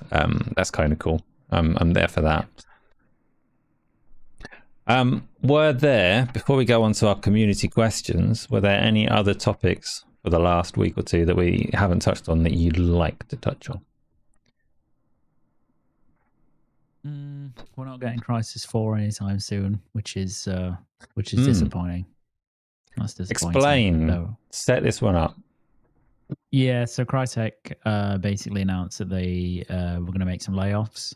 I think ended up there's like 60 people, which is pretty significant part of their workforce, and that they were basically putting Crisis 4, which they'd announced was in development, on hold to focus on Hunt Showdown. And I think as well to focus on the CryEngine, trying to kind of develop that further. But yeah, so that was, obviously the main thing is, it's again more gaming layoffs, and that really sucks. And then from a gamer perspective, I really wanted to see what Crisis 4 would look like and how they push their engine, being the kind of progenitor of, big, incredible 3D graphics in the PC space, back in the day. I was really looking forward to seeing that. And obviously, hopefully them go back to like an open worldy type sandbox game as well. Like the original Crisis would have been really cool. So I thought that was disappointing, really disappointing. And it was funny because only a few days prior to that, I was randomly just remembered that they were making it, and I was like, oh, maybe this will be the year that we see Crisis 4 and see a new CryEngine and all that sort of stuff. And then a few days later, they say they're not doing it anytime soon. So maybe they'll pick it up one day, but for now, it's not being worked on. It's just another example of a team chasing the live service dream, though, isn't it? I think they're just like at the end of their statement, it said something about they're just going to stick with Hunt for now, right? Yeah. And lay a load of people off. I don't know Hunt, obviously. Connor, General C, who we know well, I know he's a big Hunt player, but I don't know how big a game it is, though, in the live service space. Is it just keeping the lights on? Do you know what I mean? If you look at their statement on it, it's a Crytek statement, kind of implies that it's big enough to keep the lights on with these redundancies that they've made. The thing that stood out on the timing for me, though, is if you go back to like Rise, Son of Rome, and that kind of period of time, Crytek had an engine that was competitive with Unreal.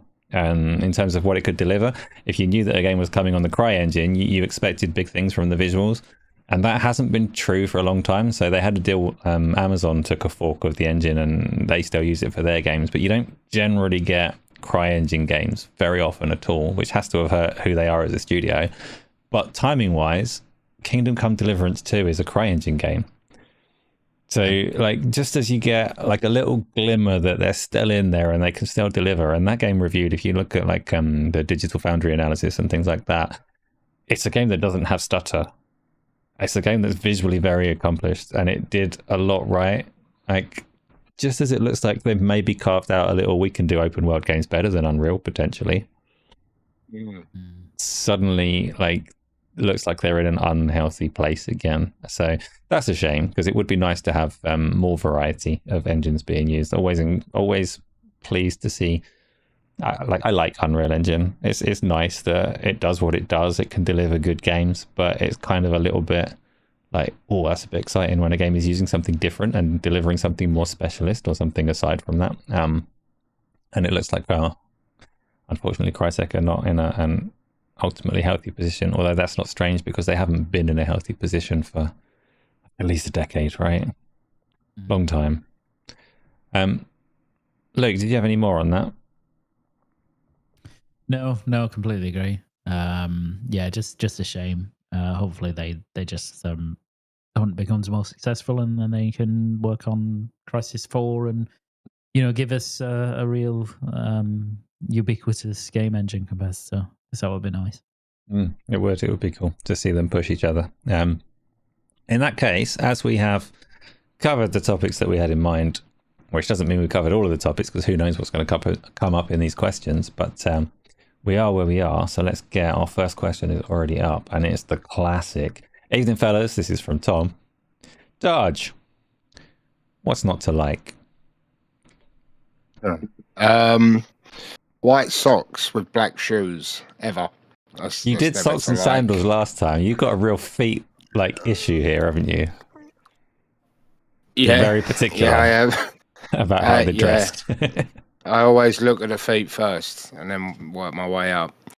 But yeah, white socks, black shoes, that's not to like. What else is not to like? Well, Patrick brought up that Microsoft are making this push for AI and Muse to start using AI to create games and stuff. That's not to like, because we can see where that's going to go. It'll just be beneficial to everyone, and then it'll be like everyone's out of work now.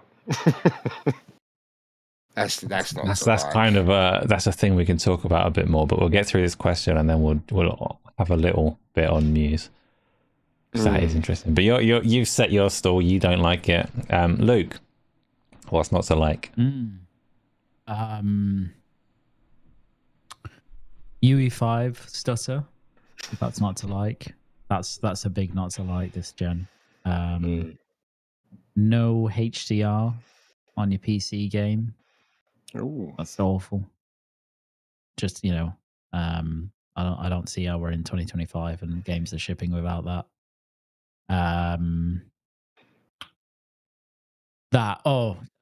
That English accent in Tides of Annihilation. That's the biggest not to like of the week. That's a good shout. Just carnage accents in general. Just in general. Just fucking hire someone. Yeah, hire someone from the region, or don't bother. Yeah. Yeah, that's a good one. Comparing apples with oranges as well. That's not to like. That's really not to like. Screaming opinions in conversation threads that you're not invited in is not to like. Just general fuckery on the internet, really. You got anything, Asa? Yeah. So I like the accent one. That's a good shout. I've got my village internet. I'm not a fan of my village internet. It's wearing thin now. My patience is. I want to do so much more that I can't because of my village internet. So village internet is not to like. Oh shit! I had something else and I just lost it. I had something that was right there that was relevant, and it's gone. I've got one. I've got Zotac 5090 cards. They're not to like. I'm Why not? That's the one that I wanted. What's wrong with them? Apparently, Luke, you'll know the full spill, and it's something that's not fully utilised on them. The way all of them. The ROPS on it, or is that it? Yeah, it's like. Is that Zotac specifically? I had bits and pieces going around. Yeah, Zotac, all their retail units. That'll be fine. My other one is social media, actually. Like in its entirety, social media. I think not to like. We weren't ready for social media, were we? I wasn't. I'm still not, and I never will be. I Can't be don't thrive trusted. there. So that's my things for not to like. We had some good answers there. Let's get the next one, which is already up. It is from Just James. You might have seen a sneak preview of this one in the normal chat earlier on. It says, Asa, look and Darge, do you ever, or have you ever, played Phantasy Star Universe, or did you play the Star Ocean games? They are such good games. Oh, interesting. Phantasy Star Universe, I wasn't a fan. I love Phantasy Star Online, which I spent a good 2 or 3 hours on today with Quicksilver, and it's still something about it. I can just sit back and play Phantasy Star Online. It's just engaging enough to keep your brain in a good place without being too demanding, despite being very simple. It's a simplistic game because it came out as one of the first like online RPGs really on a Dreamcast modem, with all kinds of compromises made to how it can function at a fundamental level, and yet they came up with something really freaking compelling and engaging that I can play for hours and hours and hours. Phantasy Star Universe I didn't get along with. Phantasy Star Online 2 I didn't get along with. Phantasy Star Online 2 New Genesis I didn't get along with, but I can still play Phantasy Star Online. Star Ocean, I look at those games and I really want to play them because I like Japanese RPGs, but I am tired of deities that are sealed away that invariably get released at the end of the game as a plotline for a JRPG, and I'm sick of high schools. I don't like playing games that are based on like high school culture. It's weird and creepy, and people should be aware that they're playing weird, creepy games. So no, I've not played Star Ocean. I would like to because it's set in space instead of high school. And yes, I love Phantasy Star Online, but not Phantasy Star Universe. What about either of you to either of those series? Phantasy Star, Star Ocean, any history with them? No. Luke? Darge, I thought yours would be a no, but Yeah, it's just to get me out of the way. Yeah, Star Ocean, no. Never had a real interest in playing them, I must say. I don't know why. Just never really appealed. I have played a bit of PSO way back in the day, and I thought it was cool, but I didn't play PSU, and I've generally not played much Phantasy Star stuff in general, apart from a bit of PSO back in the day as a wee nip. I mean, PSO is brilliant because I used to play it back in the day on the Dreamcast when you had to pay per minute, and that was ruinous. So eventually, I did do the proper research and get it on an all-inclusive ISP. But weird times. I could do a whole podcast on Phantasy Star Online. I'm not going to. I'm going to resist that and go on to the next question. But while the next question is coming up, I'm going to advise everyone you can play Phantasy Star Online today. It's free, it's legal, it's on I've forgotten the name of the website. It's like Affinia or something.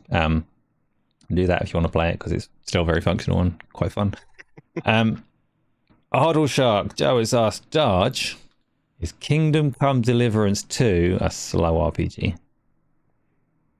It depends on the depth of your vocabulary, I believe. I wouldn't use the word slow. I'd say it's more rewarding of your time. But you know, like I say, I don't think it's slow. I can't get dragged into this. I don't think it's slow. It depends what you want from the game, right? I feel like it's rewarding. I don't think it's constantly saying slow. You know, if you're comparing that to Avowed, for example, it could be deemed slow, but you know, what do you want? We spoke about this earlier, didn't we? You know, some of them, like Luke said earlier on, you know, you could go and do a side quest in, say, an Avowed or something like that, and it might take you 30 minutes. You know, you could do it in Kingdom Come, and it can take you 3.5. So if it's a slower side quest, does that mean it's a criticism? You know, what's not to like social media? Let's have the next one, please. Yeah. I'm too tired. And while it's coming up, Luke, what do you reckon on the pacing of Kingdom Come Deliverance? Does it feel slow to play? Does it just a different kind of game? What's your thoughts on it? Yeah, it's I think it's all it's all subjective. Subjective, and it depends on what you're comparing it to. If you're comparing it to other RPGs, it probably is a bit slow. If you're comparing it to Baldur's Gate, it's probably fast, I guess. Like, it's probably a bit faster. So, yeah, it just depends. But it's no Bayonetta. I'll say that. Yeah, fair enough. It is no Bayonetta. Right. Next one is already up. It is for, I'm excluded from this one. It's for the Darge Knight and Luke. Do I read? It's not for me, so I don't need to read it and make it comprehensible. Do either of you feel powerful yet in Kingdom Come Deliveries? Is it a delivery game? Deliveries? No. Do either of you feel powerful in the combat? Because he's a beast with a longsword, but a little girl with a mace or anything else. So do you feel like you're able to just breeze through your enemies now? Has it changed much from start to the point that you're in the game? Yeah, I don't.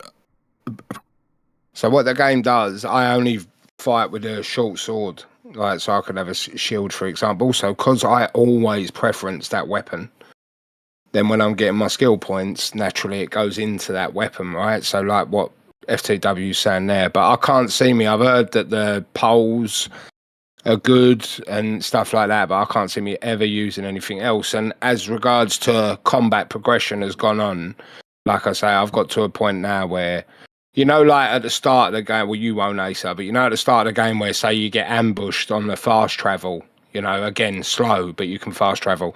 But, yeah, if you get ambushed and you're attacked by 2 or 3 people, it can be really overwhelming at the start, you know, but now I'm absolutely fine because I've progressed along the way.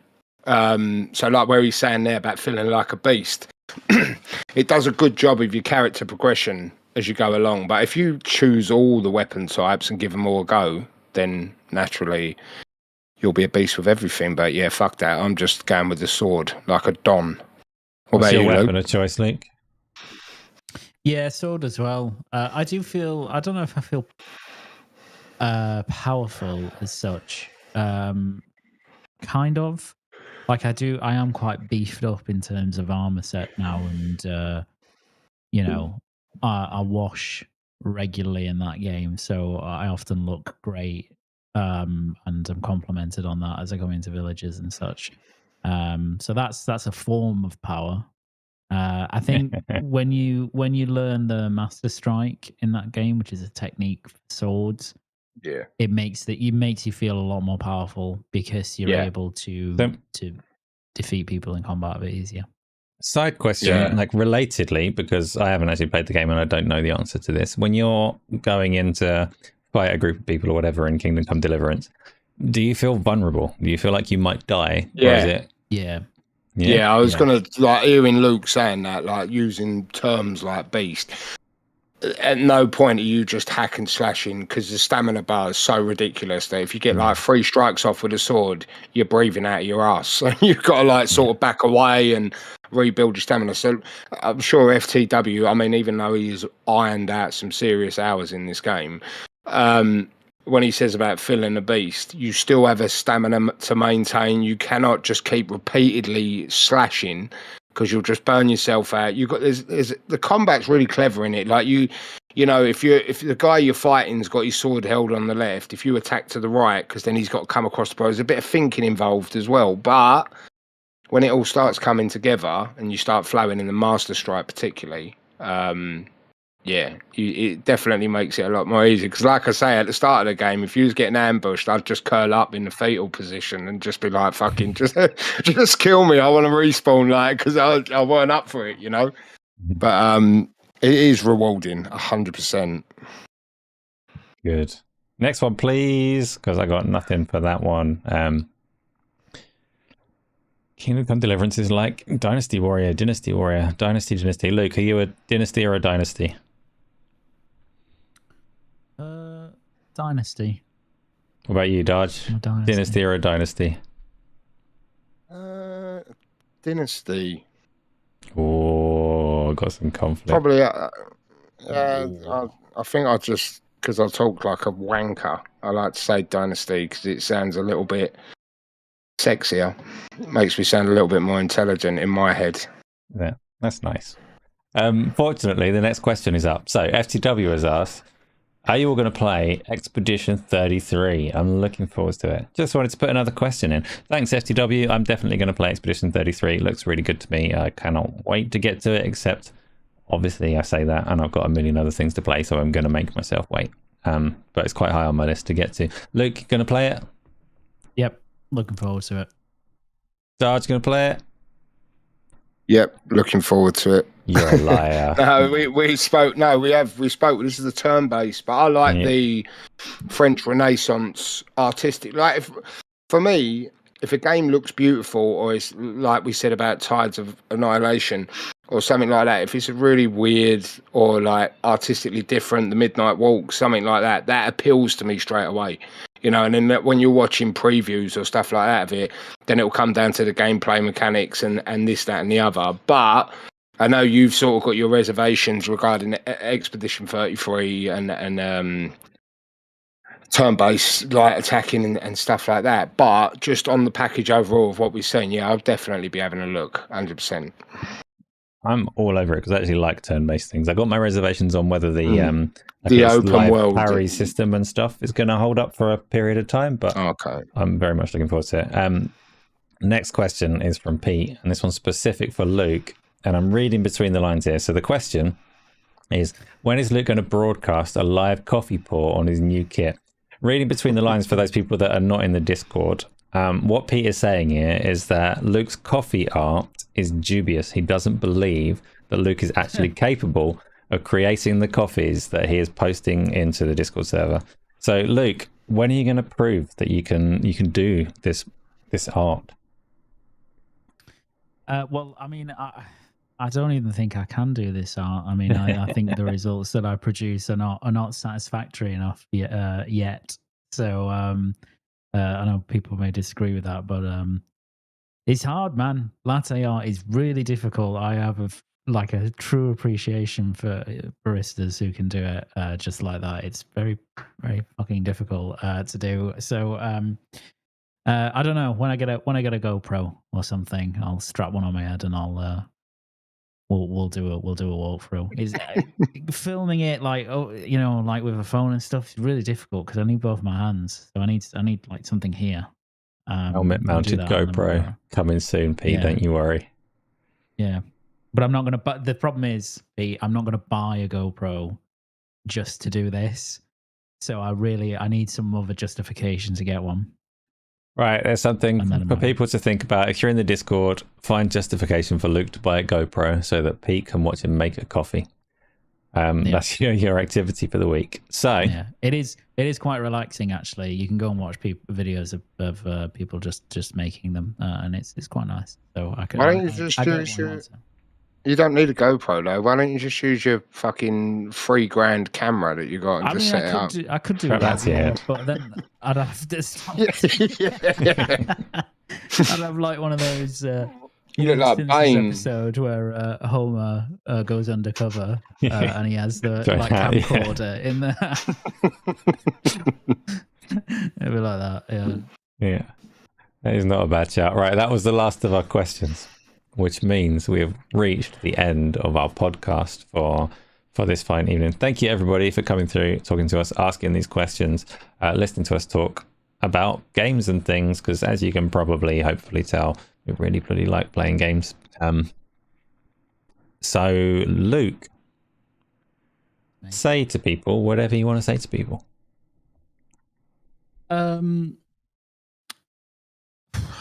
Just don't be a dickhead, really. Just be nice That's to other some people. Fucking awful advice. Take it from me, you're better off being a dickhead. Like, it's nicer for Luke if you're not a dickhead, but for your own benefit, bad guys win. Like, be a dickhead. Sorry, Luke. All right, so. Yes, Darge, it works. Love and tolerance. Yeah, preach. Will get you nowhere. Be a dickhead. Be a dickhead in games at the very least. Make your Henry as evil as possible in Kingdom Come Deliverance. That's where the real money is. So yeah. Apart from that, no, I don't have it. Join the Discord. Discord's fun. Don't be a dickhead if you're going to join the Discord. I don't want any of them in there. Yeah, no, be nice in there. Outside of that environment, though, be a dickhead. Darge. Yes, Say sir. what you want to say. Yeah, it's good to be back. Some good stuff to talk about. Good to talk to you two again. Good to see the chat in here, chatting away. Yeah, that's it, mate. Not a lot on this week. Don't think. Hopefully get a crack on with Kingdom Come. Yeah, I think that's me. I'm done. Thanks, everyone. Yeah. So again, thank you everyone for coming through. Like I say, if you want to do well for yourself, do be a dickhead. It is in your own best interest. I'm not very good at it, but I do recommend it. Just not in the Discord. Not near me, but life advice, do it. It has been good to be back. Please stick around. We'll be here next week. We've enjoyed it. I hope you've enjoyed it, and we'll see you next time.